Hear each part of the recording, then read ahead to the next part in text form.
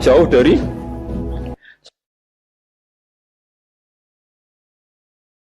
saya iku perkara. Paham gitu? Dadi madzhab ulama tiang-tiang riyen sing mboten dosa iku apik. Wong eling dosa iku sombong. Mestine ya kudu eling sisi-sisi hidayate Allah. Piye wae sedina mangko diparingi salat subuh, salat zuhur, ngrumat anak, ngrumat bojo. Mau bojo ngamuk kowe ya sabar. Ning dalan ana wong macem-macem ya kowe sabar. Hari ini saya tidak zina, hari ini saya tidak selingkuh, hari ini saya tidak minum narkoba. Wes wae eling-eling terus. Mau aku turu yakin cah gak zina, gak narkoba, gak wong pokoke tangi turu alhamdulillah, mau turu gak maksiat. Engko ngombe alhamdulillah gak nyabu. Wes wali tenan. Lan nek Ihya ana cerita ulama takoki pangeran. Hei ulama, kowe ning donya diulamakno. Kowe saiki sowan aku ketemu ngamal apa? Ulama iku bingung. Sama agak percaya delok teng Ihya teng Kitabur Roja. Bareng bingung mbek pangeran dibarno.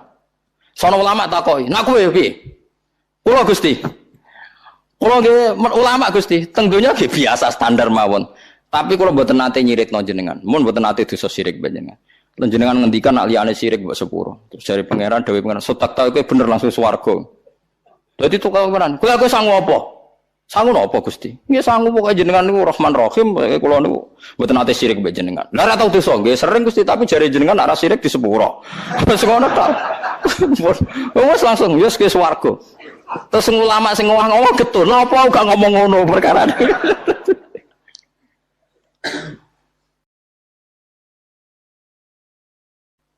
Lho nggih kula niku nak roh wong nggih utange kuwatha terus anake nakal-nakal. Ya kok tetep iso guyu nangis sik rahmane pangeran. Wong bingung ngono ya kok guyu. Kula sering, kula niku kiai kan sering ngomong frustasi sowan kula, Gus kula utang kula kathah anak kula minggat, sakniki bojo kula nggih penyusul minggat. Niki solusine sepundi tak sugoi kopi. Jenengan saya ora rasane kopi enak. Enak Gus niki cocok. Wah, berarti jenengan jek normal bagus. Jenengan jek rokokan seneng nggih, rokokan. Sik nikmat terus ya bagus, pokoke sik eling nikmate pangeran. Nggih niku mawon wae jenengan eling nak ngopi niku enak, rokok niku napa enak. Mohon pokoke jenengan kudu eling terus rahmate pangeran. Ampun eling bojo minggat macam. Anggap mohon bojone sampean cerdas, menghindari kebangkrutan ke yang lebih baik. Sampean kudu bangga. Melok jenengan gak bahagia atau mboten? Nek melok tuane bahagia nggih. Berarti bojomu rasional, bagus. Kowe kudu bangga. Nggih bojo apa? Rasional. Jadi bojomu ndek pilihan sing tepat, kudune ke bangga. Urung mbok pekat to dereng ya wis. Regani cerdase bojomu pilihane iku regani. Semulai sadar. Kang seminggu sewane. Wah, bagus ke solusine jenengan. Kula nu sakniki pun nikmat, pun stabil urip kula. Lha iku dawuh Abdul Hasan As-Sadali, min syarril waswasil khannas alladzi yuwaswisu fi sudur. Dadi setan berusaha memisahkan Anda dengan Allah justru mbek dosa. Mulane Nabi Adam niku bar dosa malah summat stabahu rabbuhu fataba alaihi wa hada. Ijtiba ku dipilih. Dipilih napa? Pangeran. Mergo bar Nabi Adam dosa oleh nyifati Allah luwih sempurna timbang zaman rong dosa. Nggih niku nyifati Allahumma innaka ta'lamu sirri wa alaniyati faqbal ma'dzirati wa ta'lamu hajati fa'atini su'li wa ta'lamu ma fi nafsi faghfirli dzunubi. Faghfirli fa innahu la yaghfiru dzunuba illa anta. Allahumma inni as'aluka imanan yubashiru qalbi wa yaqinan shadiqan hatta a'lama annahu la yusibuni illa ma katabta alayya waridho bima qadaita alayya. Ditobate Nabi Adam lucu, Gusti kula niku roh nak kabeh takdire jenengan. Jenengan kudu maringi iman kula nak semua yang terjadi mergo takdire jenengan. Malah diparingi tobat. Umpama Nabi Adam eling dosane terus mungkin malah ra diparingi tobat. Mergo Allah di skenario besar Adam salah ben ning bumi, nek ning bumi kok Allah ngutus Nabi Muhammad. Engko ana wong paling afdol sak donya iku Nabi Muhammad sing nunggoni Kanjeng Nabi nganti saiki. Kita ditunggoni Nabi mergo ora perlu bunuh diri, ora kaya bangsa napa? Israel. Mulane dawuh Sayyidina Ali saiki aman iku loro silang sitok, karek sitok. Iki disebut wa ma kana Allahu li'adzibahum wa anta fihim. Allah ora bakal nyiksa umat teman nek mbok tunggoni. Lah Nabi saiki wis intaqala ila rafiqil ala wis pindah. Wa ma kana Allahu mu'adzibahum wa hum yastaghfirun. Nan Allah ora bakal nyiksa nek jek gelem istighfar. Lha saiki karek istighfar kok ora gelem. Dan semua segot istighfar saya pastikan ndak semuanya eling dosa. Jajal sampean istighfar wis sing biasa tahlilan ayo terusno. Astaghfirullahaladzim alladzi la ilaha illa huwal hayyul qayyum. Ya malah bakas dosa kan. Gusti kula nyuwun sepura jenengan zat sing abadi sing astaghfirullahaladzim innahu la yaghfiru dzunuba innahu huwal ghafurur rahim. Mari ra mbok jiwa itu. Tapi seneng pojok men dono wangis eling dosane. Mung sifat wong ngono nyifati pangeran mbok tangisi malah malaikat janggal. Iku piye Allah disifati kok malah nangis. Kan astaghfirullahaladzim alladzi la ilaha illa huwal hayyul qayyum wa terusane terus innahu huwal ghafurur istaghfiru rabbakum innahu kana ghafara. Mulane kula setuju mbek madzhab Hasan Sadali. Saiki piye-piye wong Islam nganti rusak ngene iki gara-gara wong saleh-saleh iku eling sisi salahe masa lalu terus gak gelem memberi peran ning Islam alasane tau di akhirnya ana kekosongan. Padahal dawuh bapak ngene lha ya leh misale maling itu terus ngisi jeding masjid ayo tetep maling ngisi jeding masjid ayo tetep artinya ya tetep dadi ngamali lha opo eling tau maling terus ora tau ning masjid jare isin mergo tau terus padahal misale ngisi masjid yo misale saiki ana wong fasik teko ngaji yo nambahi jumlahe akeh pengajian mau teko ngaji mergo ngrasa fasik. Lah sing misale wong fasik merasa fasik kabeh tetep nekani pengajian, nak pengajian mayoritas. Mergo sing fasik lah teko. Lah nek misale sing fasik aku mau teko wong rusuh, akhire sing ngaji sepi to wong resik tok. Berarti sing ngaji wong ujub tok ngrasa resik. Malah repot toh. Lho wong ngrasa resik ra wong napa? Ujub. Dan ini dadi penting go pengetahuan jenengan. Piye-piye Nabi Musa nate dikalahno Nabi Adam, perkara nyalahno Nabi Adam nate napa? Nate napa? Dosa. Ternyata dosane Nabi Adam summa jatabahu rabbuhu fataba alaihi napa wa hada. Dadekno dipilih Allah Subhanahu wa taala. Nggih terus sampean kudu ngerti kenapa Nabi Musa tau di rumah Firaun, Nabi Muhammad tau di rumah Abu Lahab. Donya iki diatur pangeran ben kowe roh nak biyadil khairu kabeh ditangani Allah, kabeh akan baik-baik saja. Mulane donga Allahumma la ya'ti bil hasanati la anta wala yadhabu bis sayyiati la anta wala haula wala quwata illa billah. Jadi tak warai carane donga.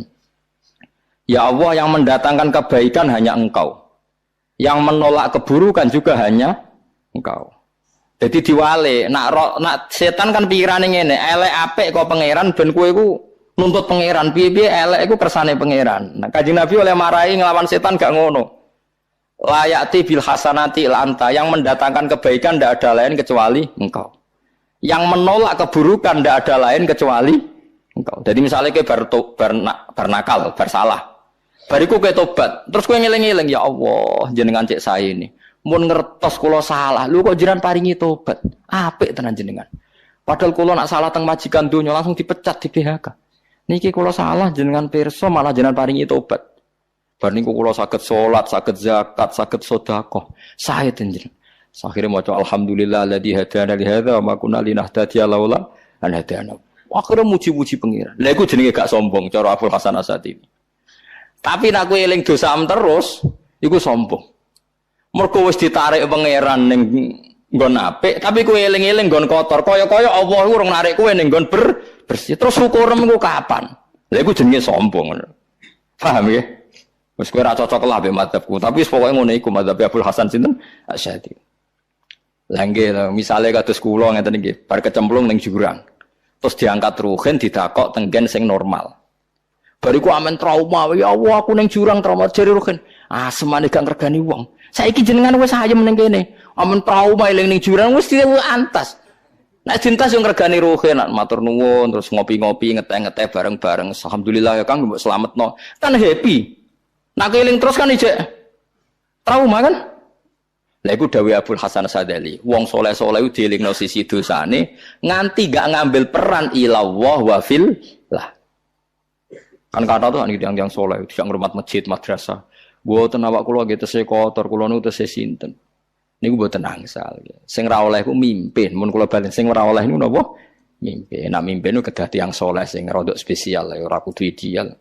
Wis sak kula ya rodok pantes lah, ora pati bedua. Ora pati bedua nemen-nemen gitu. Tapi nek ora mimpin mboten masalah. Paham nggih? Malane Firaun nuntut qala fa'altuha wa anta sebuti sampai budi wong. Sebuti Gefan. Rabbi Musa wa Harun fala sawfa ta'lamun.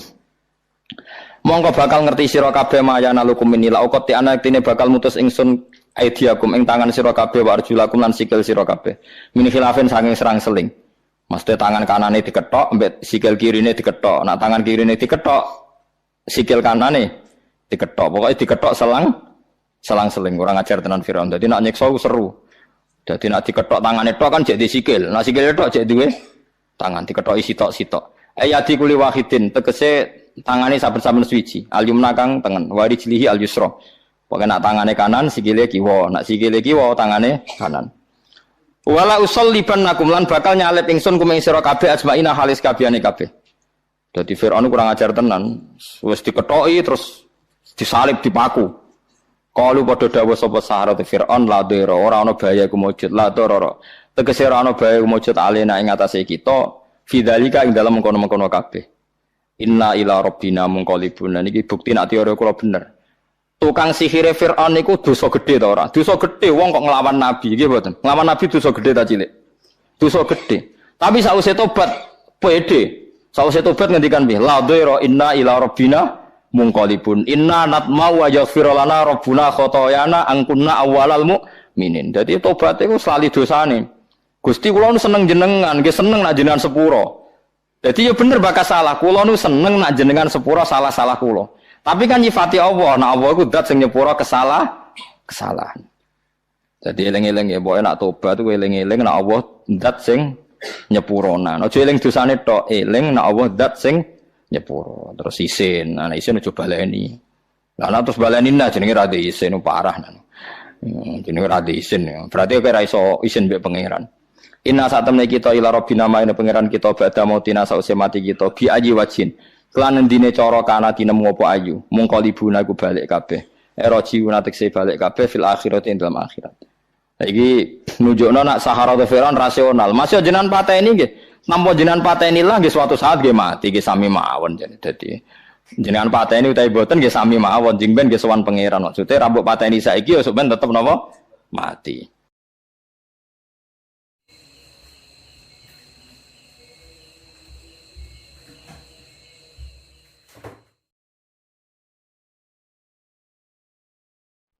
Saya pernah dijazahi bapak, kata bapak gini, hak, kon kudu terkenal ngalim, ora usah terkenal wali, kata beliau. Kenapa pak? Wong nak terkenal alim itu bisa baca Wahab Muhadzab, itu sing hasud sinau, itu ya bagus, karena ada kompetisi. Yang mengidolakan terus belajar halal haram itu juga bagus. Tapi nak terkenal wali tok itu kadang orang sowan nggo gula njuk donga, dadi rodok-rodok masalah. Makanya saya pernah matur sama Lek Hindun, Mbah Idris itu. Saya kalau muji Mbah Hamid Pasuruan mesti al-alim dulu. Karena itu kenangan saya, beliau itu orang alim. Bisa baca Jamul Jawamek, bisa sampai ketika di Termas juga beliau diberi gelar Sohibul Jamil Jawamek. Jadi saya teruskan cerita Gus Zofur. Dulu yang di Termas termasuk Mbah saya, terus Mbah Ali, Gus Habib, sama Gus Muhammad. Terus dulu Mbah Munawir hubungannya dengan Kiai Mahfud Termas, dititipi Gus Muhammad, kemudian diajak ke sini. Karena Mbah Munawir orang Quran, singkat cerita Gus Muhammad ini menjadi alim dan hafal Quran. Terus jadi menantunya orang Betengan, terus punya anak Gus Harir, sekarang Gus Muham. Sehingga ini dzurriyyatan ba'duha min ba'd.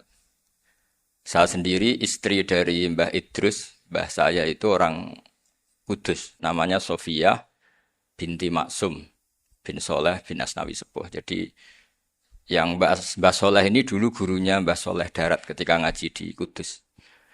Sehingga silsilah ini harus kita jaga supaya kita punya tradisi yang benar. Saya tidak akan bosan-bosan belajar kitabnya Mbah Ali tentang Hujatul Ahli Sunnah. Memang benar-benar belajar, artinya saya nikmati. Di antara yang saya kagumi yaitu ketika orang lain a priori dengan Ibnu Taimiyah. Mbah Ali itu ya kadang uji Ibnu Taimiyah. Tapi ya kadang kritik. Yang dikritik tentu pendapat Ibnu Taimiyah yang tidak membolehkan orang ziarah Rasulullah SAW. Tapi yang dipuji adalah Ibnu Taimiyah meyakini bahwa qiraatul Quran itu tanfaul mayyit. Itu dipuji-puji sama Mbah Ali. Ibnu Taimiyah dikutip, Ibnul Qayyim dikutip. Saya akan cerita sedikit tentang tradisi hujjah. Dulu ulama itu kelihatannya sederhana, tapi kalau berargumentasi itu hebat. Tadi Gus Zofur menyebut kitab Basim itu mengharamkan kentong. Beliau masyhur itu punya kitab namanya Al-Jasus an Tahrimin Nakus. Intinya kentong itu haram. Secara dalil ini meyakinkan sekali karena ketika Rasulullah rembukan sama sahabat, kita dengan apa memaklumatkan orang kalau waktu sholat masuk? Ada sahabat yang usul pakai kentong. Dzakalin Nasoro itu Nasrani. Ya pakai buk itu semacam trompet besar. Dzakalil Yahud. Kemudian ada yang usul kalau gitu api ya Rasulullah dzakalil Majus. Sehingga dari hadis itu Mbah Hashim berpikir kentong itu haram. Tapi Mbah Fakih Mas Kumambang itu mengkritik Mbah Hashim dengan ngarang kitab Hazurru'us an Tahrimin Nakus. Jadi beliau ngomentari kitab itu sambil geleng-geleng kepala. Kitab kok keliru nih nganti ngono. Jadi cara pikirannya siapa Ki Fakih. Kentong di Indonesia itu kanggo wedhus dicolong gitu. Pos kampling gitu. Kalau ada banjiran ya kentong, ada maling ya kentong. Jadi enggak ada persamaan sama sekali dengan kentong yang milik orang apa? Nasrani. Sehingga di pondok saya itu ada kentong tapi jelek sekali. Karena itu satu-satunya cara supaya beda dengan kentong yang di gereja. Kalau elek kan mirip kentong di pos kampling. Itu ya agak-agak ilmiah sedikit. Dulu ceritanya Gus Zofur itu saya teruskan. Itu singkat cerita, itu kalau yang di kejadian di Termas itu Mbah Dimyati sudah nyuruh semua kentong disembunyikan karena mau ada Mbah Hashim. Cerita itu mukarror di Kiai Fakih sama di Kiai Dimyati Termas. Setelah kentong dikumpulkan semua, Mbah Hashim datang, senang. Ngiranya Syekh Dimyati ini sependapat dengan beliau, yaitu sama-sama enggak ada kentong. Tapi setelah itu ada santri yang matur, Mbah Dim pun beres kentong pun kula delikno sedanten. Itu di depan Mbah Hashim. Jadi GR-nya Mbah Hashim bahwa Mbah Dim itu sependapat akhirnya hilang. Ternyata ini akal-akalan tuh gitu. Karena santrinya matur, Mbah Dim pun beres danten kentong beduk sudah disingkirkan. Itu di depan Mbah Hashim. Saking lugunya santri, nah saking ikhlasnya agak ngerti mahalus syahid ini adalah Mbah Hashim. Saya mau meneruskan cerita Gus Zofur. Dulu, ini cerita dulu. Dulu Mbah Mun ngaji di Lirboyo, tapi Kiai Makhrus ngaji sama Kiai Khalil Harun. Kiai Khalil Harun itu adik juga sekaligus muridnya Mbah Umar Harun. Mbah Umar Harun itu generasi kedua setelah Mbah Ghazali. Beliau menantunya Mbah Ghazali, tapi ya sudah ponaan. Sehingga tradisi ini penting karena saya berkali-kali bilang di mana-mana. Status orang tua dan mbah itu adalah terserah anak cucunya. Bukan terserah mbahnya, tapi terserah anak cucunya. Saya tidak akan bosan mengingatkan ini. Saya pernah di makamnya Nabi Yakub, itu ya dikemuli bendera Israel. Di makamnya Nabi Dawud. Nabi Ibrahim juga dekat sinagog. Sehingga Quran membela Nabi Ibrahim disebut maka anak Ibrahimu Yahudi wala Nasrani. Karena ketika beliau berposisi di Israel, kemudian penguasanya adalah Yahudi, bisa saja makam ini ditulisi dan distatuskan ala Yahudi. Ya seperti Nabi Yakub. Nabi Yakub itu nabi yang kita yakin tentu berkeyakinan beliau orang baik, orang muslim, orang mukmin, tapi karena di desain mereka ya dikemuli bendera Israel. Dan disebut Abul Yahud. Karena kita tahu nama lain dari anaknya Nabi Yakub adalah Yahuda bin Yakub bin Ishak bin Ibrahim. Sehingga perasaannya orang Yahudi menjadi Yahudi itu yang ngikuti mbah-mbahnya. Nah khawatir saya ketika buyut-buyut kita kaya. Buyut saya itu orang kaya dulu, namanya Badur Rahman. Itu kaya sekali, tanahnya banyak. Dulu cerita Mbah Hashim ya kaya sekali. Mbah Maksum juga kaya. Mbah Abdul Aziz juga kaya. Karena dulu itu inginnya kiai itu yo ketok sugih lah, gak ngel-ngelo santri. Tapi nanti kalau cucu-cucunya sudah ndak alim, itu ndak dianggap punya tanah itu karena untuk fasilitas santri. Aku tak kedonyan, mbah-mbahku ya kedonyan. Buktinya tanah yombo. Karena dia akan menafsiri sesuai cara berpikir. Makanya sanad keilmuan yang diceritakan Gus Zofur itu harus diulang-ulang. Kalau nggak diulang-ulang, maka kita akan berpikir sendiri untuk menafsirkan masyayikhon al-kiram atau ajdadan al-kiram. Nah, ini yang bahaya, yang sering Quran mengingatkan. Jadi ada status yang disematkan oleh anak cucu, kayak orang Yahuda tadi. Yahuda bin Yakub bin Ishak bin Ibrahim itu menstatuskan mbah-mbahnya yang bernama Ibrahim itu Yahudi. Sampai Quran sendiri yang bela makana Ibrahimu Yahudi wala Nasrani.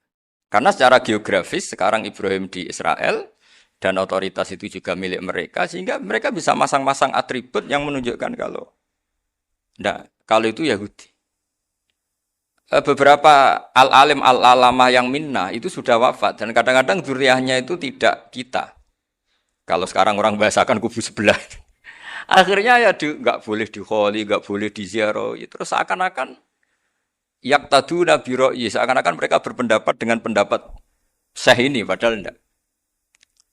Nah, sehingga tradisi ketersambungan sanad tadi baik secara genetik atau secara asbab itu harus terjaga. Saya beberapa kali banyaklah sering diceritain Mbah Mun. Dulu Mbah Munawir ini cerita ya, Mbah Munawir itu saking senenge kitab, ben santri ini iso ngaji kitab. Itu kalau ada alumni Lirboyo, alim disuruh baca muin di sini itu Mbah Munawir ikut. Saking ingin tasjeknya, ingin ngajari santri bahwa ngapal Quran udah hafal tok, tapi yo paham. Dan penggalinya Mbah Munawir itu sampai klimaknya dulu Mbah Zaini itu nate nikah sama Nyai Komariah kalau nggak salah binti Karim, binti Manap. Punya putra Gus Habib, Gus Toha yang diantara putrinya dinikahi Gus Rosin. Terus akhirnya kesampaian juga ketika Mbah Munawir punya mantu alim alama namanya Mbah Ali Maksum, angsal Nyai Hasyimah. Sampai Pondok Kramcak ma'ruf bil ilmi, terutama ilmu sorof dulu karena Mbah Maksum itu komplain, fa'ala yafulu kok terus fa'lan ya, fa'ala yafulu ya uf'ul gitu kan. Masuk fi'il kok jejer isim gitu. Jadi dulu kata Mbah Mun itu ada persaingan ilmu sorof, sorofnya Mbah Maksum Ali Kuaron sama Mbah Ali Maksum Jogja. Jadi walian tok yang satu Maksum Ali Kuaron, yang satu Ali Maksum. Ya itu dulu saingan ngarang sorop. Nah ini yang menang siapa? Ya terserah dzurriyyahnya. Kalau dzurriyyahnya keren ya menang karena terserah yang kampanye. Saya bayangkan adekan Mbah Zubair tidak punya anak sealim Mbah Mun. Mungkin kalau Mbah Zubair juga tidak sewow kalau punya putra Mbah Mun. Karena saya berkali-kali bilang kalau dalam syair Arab itu kama takarroma kadang dilafatkan kama tasyarrofa bi Muhammadin adnanu. Orang berpikir Adnan itu siapa? Itu karena ada Nabi Muhammad SAW. Orang mencari-cari Mbah Mun itu mencari Mbah Zubair karena ada Mbah Mun. Orang mencari Mbah Dahlan karena ada Mbah Zubair. Wong kok alime ngono iku bapake sapa? Wong kok alime ngono iku putune sapa? Tapi kalau kita ini sudah ndak alim, ini orang sudah enggak tertarik nyari-nyari leluhurnya karena dianggap selesai. Jadi yang dengan tanda kutip yang menghabisi mbah-mbahnya itu ya mesti cucunya. Ini mau ngamuk, mau peringatan, tapi ini juga peringatan pada diri saya sendiri. Jadi sehingga dzurriyyah ini penting. Kenapa para nabi mesti donga dzurriyyatan thayyibah? Kenapa selalu berpikir tentang dzurriyyah? Wa ja'alaha kalimatam baqiyatan fi aqibi. Karena dzurriyyah ini yang nanti bisa menstatuskan leluhurnya. Seperti tadi cerita Mas Maftuh ini tak puji betul. Saya hari ini tidak ingin gojlok. Supaya kewalian saya tidak tergerus oleh kedoliman. Saya pernah diceritain Gus Zofur juga sering baca buku tentang Mbah Maksum. Dulu Mbah Maksum kalau wasiat kembali ya gitu. Kamu harus NU dan harus mempertahankan NU. Tapi tidak dengan cara membenci Muhammadiyah. Dulu Mbah Mun juga sering cerita. Dulu Mbah Hasyim itu ngaji Syekh Mahfud. Nah, Mbah Ahmad Dahlan dulu namanya Darwis sering ngaji sama Syekh Khotib Minangkabau. Zaman itu Syekh Khotib sudah modern, sudah ikut gerakan Abdu, gerakan Al-Manar. Sehingga bawaannya Mbah Ahmad Dahlan ini agak-agak agresif. Yang Mbah Hasyim karena hanya mulazim di Syekh Mahfud, hanya sesekali ngaji Syekh Khotib, beliau lebih seperti itu. Dan dua beliau ini sama-sama pernah ngaji Mbah Soleh Darat di Semarang. Mbah Hasyim sama Mbah Ahmad Dahlan yang dulu namanya Darwis. Jadi ini masih min minuskatin wahidah mimam bain wahid. Sehingga kita tidak kaget ketika Mbah Ali Maksum mengomentari Muhammadiyah itu masih ahli sunnah wal jamaah. Makanya nanti terakhir saya baca kitabnya Mbah Ali dan sering saya pelajari.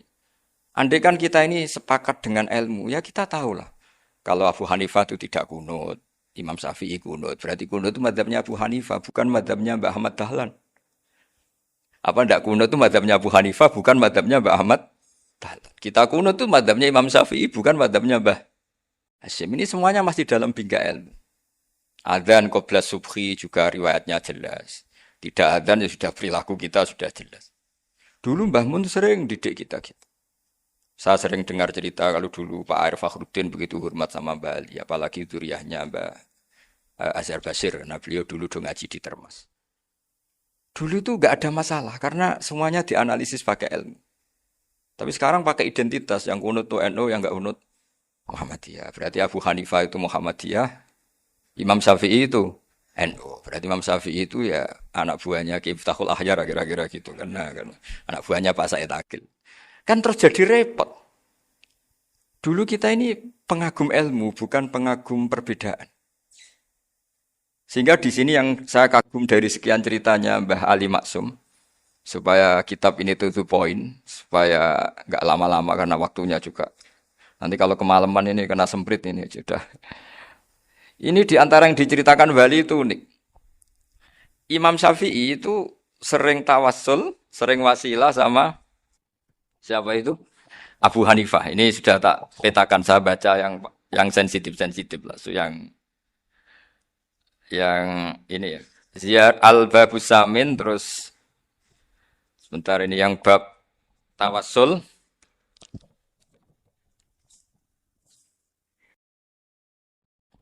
Ini di sini halaman 90, mungkin santri-santri kerap ya bisa ngecek lagi di kitab Hujatul Ahli Sunnah. Ketika cerita tawassul, di antara yang diceritakan Bali Maksum adalah perilaku ya. Bukan sekedar statement, tapi apa? Perilaku. Perilakunya Imam Syafi'i atau ahwalnya kalau bahasa halusnya, yang selalu ke makamnya Abu Hanifah untuk tawassul. Padahal Imam Syafi'i itu orang yang secara ilmu sering kritik Abu Hanifah. Jadi ini saya baca ini di halaman 100, jadi tawassul mulai halaman 9 berapa ini? Sampai halaman ini yang qala sami'tu Syafi'iyya yaqul inni la atabarraku bi Abi Hanifah wa aji'u ila qabri fi kulli yaumin za'iran. Fa idza uridat li hajatun shallaitu rak'atain, halaman 100, waji'tu wa sa'altu wa ta'ala al hajat indahu fama tab'udu anni hatta tuqda. Kanal Imam Syafi'i ayyama huwa bi Baghdad yatawassalu bil Imam Abi Hanifah yaji'u ila dorihi fayusallimu alaih wa yatawassalu ila Allah bihi fi qada'i hajati. Terus wa yatawassalu Imam Ahmad bi Imamin Syafi'i.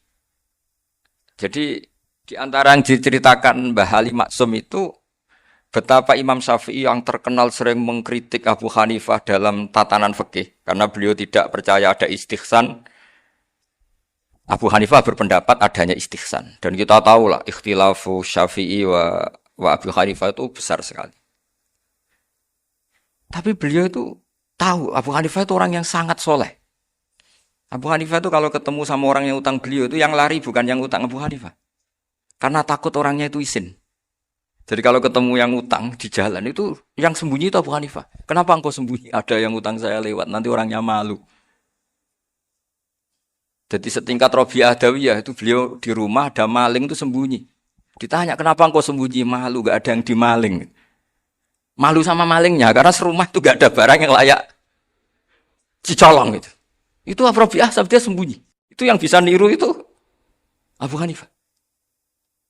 Jadi wali-wali besar ini ternyata saling menghormati dan saling tawassul. Nah saya berharap tawassul ini bukan sekedar perilaku sosial, tapi memang ada sanatnya. Sehingga terus diceritakan Bali di sini dulu istaqa Umar bil Abbas. Kata siapa tawassul harus dengan Rasulullah SAW? Dulu istaqa Umar bil Abbas. Sayyidina Umar itu tawassul istisqa dengan Sayyid Abbas. Padahal kita tahu Sayyid Abbas ini tidak nabi. Terus beliau cerita sampai Imam Syafi'i tawassul sama Abi Hanifah. Sehingga enggak ada perdebatan itu kan Umar. Kalau Umar kan ada jaminan boleh diikuti karena beliau sahabat. Bali cerita tentang Imam Syafi'i yang tawassul dengan Abu Hanifah. Seargumentatif itu. Maka saran saya kepada alumni Kerapyak, santri-santri Kerapyak, nah saya hanya berani ngomong sama santri Kerapyak, sama mas saya ada berani kalah sepuh. Itu tradisi keilmuan itu harus dijaga dengan hujjah dan dengan tadwin, dengan pembukuan. Saya punya sekian cerita ya, misalnya dulu kita mungkin iskal itu janggal. Kenapa sih orang Islam tukaran sama orang Islam? Sehingga di antara doa Nabi yang enggak dikabulkan Allah, enggak boleh dikabulkan. Sama Allah enggak boleh, bukan berarti enggak mustajab. Redaksinya famana aniha, memang enggak boleh. Redaksinya bukan falam yastajib lahu, tapi famana aniha. Di Al-Marrah As-Salisa ini Nabi dilarang. Yaitu melarang umat Islam itu jangan sampai tukaran sama umat Islam sendiri. Itu kata Allah. Ya enggak bisa kata Allah, kalau itu enggak saya kabulkan. Itu dulu guru-guru kita nyontohkan sederhana. Kira-kira kalau saya tukaran wek Gus Zofuru, Mbah Mun luwih ikhlas timbang ditukari wong liya. Nek ana kakak ditabuk adik, wong tua luwih ikhlas timbang ditabuk tangga. Barokahnya membaca kita lebih mentoleransi. Kalau ada Mbah Hashim dikritik Mbah Fakih Mas Kumambang, kita ikhlas gitu. Tidak dikritik guru PAUD, itu kan. Atau dikritik orang-orang yang enggak bisa ngaji. Artinya ternyata keliru kita bilang kiai kok tukaran. Justru bagus kiai tukaran. Timbang kiai dikritik guru PAUD atau dikritik orang-orang yang nggak bisa baca kitab. Akhirnya barokahnya baca kita menjadi tahu. Dulu Mbah Mun sering cerita, ini masih cerita silsilah ya. Jadi Mbah Ali Maksum tadi kita tahu di antara guru besarnya Mbah Ali Maksum tentu Mbah Mahfud Termas. Beliau adalah adik dari Kiai Mahfud Termas. Mbah Dimyati ini adik Kiai Mahfud Termas. Itu punya saudara namanya Abdul Razak, juga punya saudara namanya Dahlan. Itu yang membawa Thariqah Syadziliyah di Solo Raya. Yang sekarang Alhamdulillah diteruskan Gus Wafi. Dulu di antara pesannya Mbah Mun ke saya, hak Wafi kandani kon ziarah ning Mbah Dimyati. Mergo Thariqah Syadziliyah dulu itu yang bawa keluarganya Mbah Dimyati. Jadi semuanya ini masih dzurriyyatan ba'duha min ba'd. Nah pesan saya karena tadi Mbah Munawir yang termasuk orang pertama yang bawa Quran, bawa Qiraah Sabah. Kenapa saya bilang termasuk? Karena kalau bilang paling pertama ini nanti butuh data. Dan itu agak kerepotan. Tapi yang jelas mimman istahara lah. Mimman istahara yang membawa sab'ah ke sini itu adalah Mbah Munawir. Terus beliau ngajarkan diantaranya ke Mbak Arwani pakai kitab Satibi. Pakai kitab Nazmus Satibi.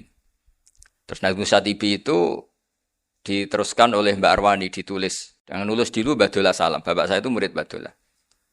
Dulu Mbah Dola sebelum ke Mbak Arwani ngaji sama Ki Said di Sampang. Bapak saya sebelum ngaji di Mbah Dola sudah hafal Quran lewat buyut saya sendiri namanya Ki Zubaidi. Yang Ki Zubaidi akhirnya jadi menantunya Mbah Ahmad Syuaib.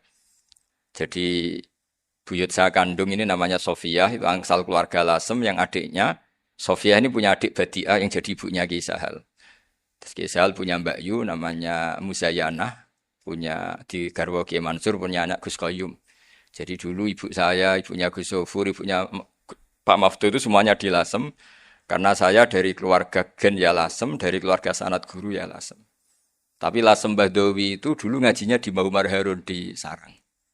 Mbah Umar Harun ini menangi Sayyid Ahmad Zaini Dahlan. Sayyid Zaini Ahmad Zaini Dahlan ini punya cucu keempat yang hidup di Sedan. Terus makamnya di Lasem. Namanya Habib Haidar. Itu yang nulis biografinya Mbah Maksum. Mbah Maksum bukan Bali, geografinya Mbah Maksum. Itu ditulis oleh Habib Haidar, namanya Haidar bin Hasan bin Sodaqoh bin Ahmad Zaini Dahlan. Nah, Habib Haidar ini menantunya Sayyid Hamzah Sato. Hamzah Sato itu Hamzah bin Abdullah bin Umar. Itu kakaknya Sayyid Abi Bakar Sato, Sohibul I'anah.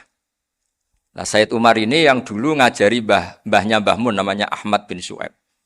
Nah, di antara ajarannya adalah baca kitab-kitab kecil yang bisa dihafal.